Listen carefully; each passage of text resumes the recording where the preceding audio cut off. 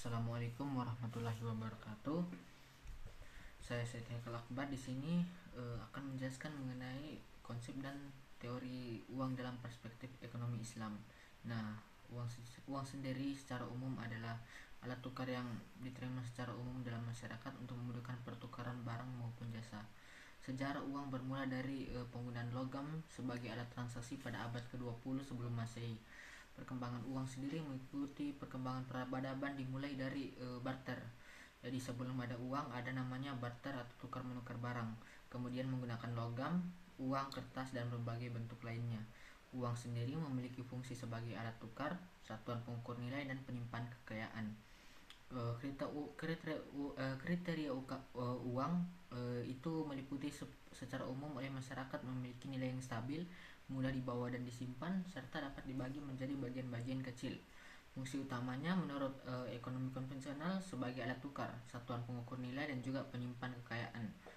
Dalam pandangan ekonomi Islam sendiri, uang itu terbatas hanya sebagai alat tukar dan nilai tukar barang dan jasa. Islam melarang penimbunan uang secara berlebihan karena dapat merugikan transaksi ekonomi dan menyebabkan perlambatan ekonomi.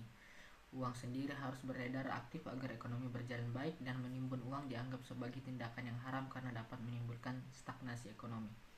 Jenis-jenis uang ada dikenal berbagai bentuk dan penggunaannya. Ada uang logam, uang kertas, uang digital, dan lainnya lagi.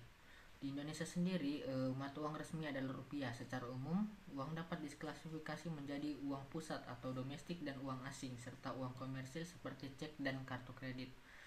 Untuk teori permintaan uang, alasan dan jumlah uang yang diinginkan masyarakat dalam kegiatan ekonomi. Beberapa teori yang dibahas antara lain teori kebutuhan uang sebagai alat transaksi, sebagai alat spekulasi, dan sebagai penyimpan kekayaan. Dalam ekonomi makro syariah, permintaan uang juga dipengaruhi oleh faktor syariah seperti larangan riba dan transaksi spekulatif yang berlebihan. Dalam ekonomi konvensional, uang ini dipandang sebagai aset stok yang digunakan dalam transaksi dan spekulasi. Nah, sebaliknya, dari pandangan ekonomi konvensional, uang itu harus bersifat sebagai alat tukar yang aktif beredar dan digunakan untuk kegiatan produktif. Uang sendiri fungsinya kalau dalam Islam adalah barang publik yang harus digunakan secara produktif dan juga tidak disembunyikan ataupun ditimbun diam-diam.